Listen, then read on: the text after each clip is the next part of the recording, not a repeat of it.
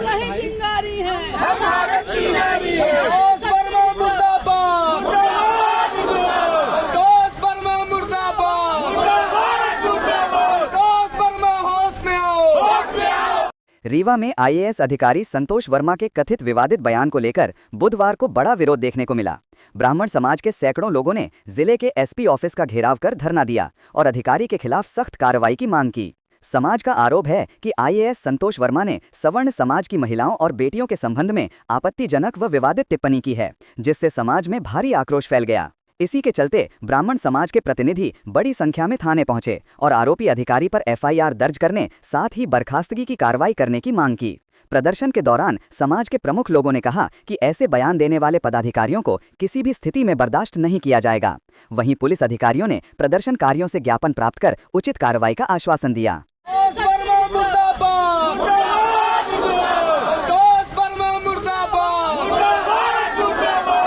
हाथ जोड़ रहे हैं लेकिन ये संस्था आप देखिए सर मेरे 23 राज्यों में काम करती है और पूरे राज्यों में ज्ञापन दिया जाएगा और एमपी के लगभग 52-53 जिलों में ज्ञापन दिया जाएगा। और हमारी आपसे यही मांग है कि आपकी तरफ से क्या इसमें सर प्रोसेस होगी, आप क्या कार्रवाई करेंगे?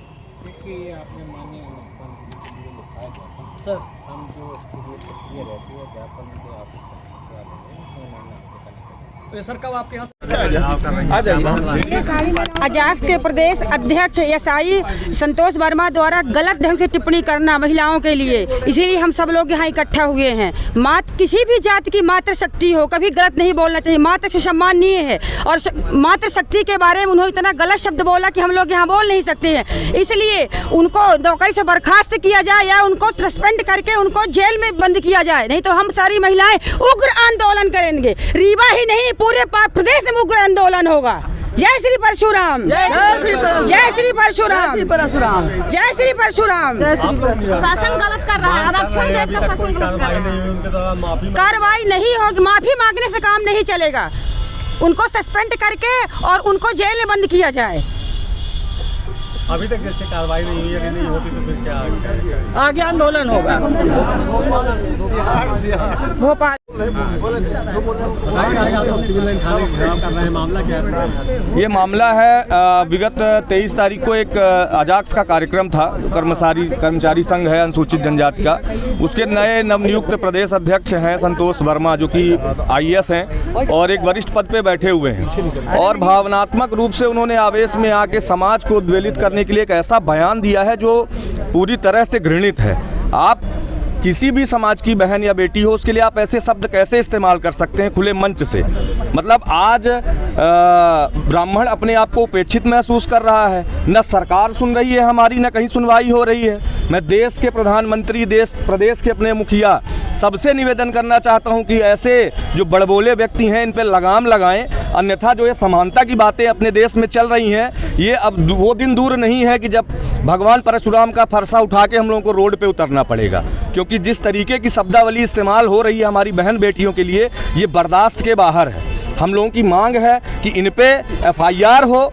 एफआईआर के बाद हम लोग कमिश्नर साहब को ज्ञापन दे रहे हैं और उसको हम अपर सचिव के नाम पे, अपने मुख्यमंत्री जी के नाम पे, कि इनको नौकरी से बर्खास्तगी दी जाए, ताकि ये जाएं और राजनीति ही करें। सरकारी पद पे बैठा हुआ एक व्यक्ति इस तरह बयानबाजी करने योग्य नहीं होता है। बताया जा रहा है कि उन्होंने माफ़ी मांगी है, उनका ये कहना है कि हमसे गलती से निकला है। नहीं, माफ़ी जैसा शब्द नहीं होता है। स्पेशली आप हमारी बहन बेटियों के लिए ऐसा शब्द इस्तेमाल कर रहे हो। आपको मैं एक छोटा सा एग्जांपल देता हूं। अगर किसी जो एक इतना खतरनाक कानून हमारे देश में बनाया गया है, ST/SC एक्ट जैसा, अगर हम गलती से किसी व्यक्ति को बाय डिफॉल्ट ही गाली दे देते हैं तो हमको जेल हो जाती है। हमको तो 6 महीने बिना जमानत के अंदर बेड़ दिया जाता है। तो हम यहाँ पे माफ़ी दे देंगे? हमारी बहन बेटियों को तुम खुले मंच से गाली दो, संबंध बनाने जैसे तुम शब्द इस्तेमाल करो, शर्म आती है। इससे पहले अनुराग कश्यप ने भी ब्राह्मण समाज को टारगेट मामला क्या?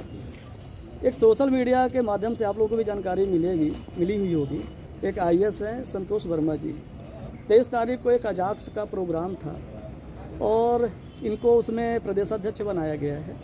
हालांकि इनमें भी 2 गुटों में विवाद है और ये हाईलाइटेड होने के लिए उस मंच में यह कहते हैं कि यदि ब्राह्मण अपनी बेटी का दान कर दे मेरे बेटे के लिए और उसे संबंध बनाए तब तक आरक्षण समाप्त नहीं होगा। जब वो संबंध बनाएगा, ब्राह्मण अपनी बेटी इनको दान करेगा, तब ये आरक्षण खत्म करेंगे। आरक्षण एक संवैधानिक मुद्दा है, वो हम लोगों से उससे बहुत कोई लेना देना नहीं है, लेकिन किसी एक जाति को टारगेट करना ये बहुत गलत बात है। और एक ट्रेंड बन चुका है कि किसी को फेमस होना है तो वो ब्राह्मणों को गाली देगा और फेमस हो जाएगा। अब वर्मा जी हाथ जोड़ के माफ़ी मांग रहे हैं, लेकिन उनकी जो गलती है वो क्षमा योग्य नहीं है। और हम लोग तो पूरे देश में अभी आंदोलन करेंगे।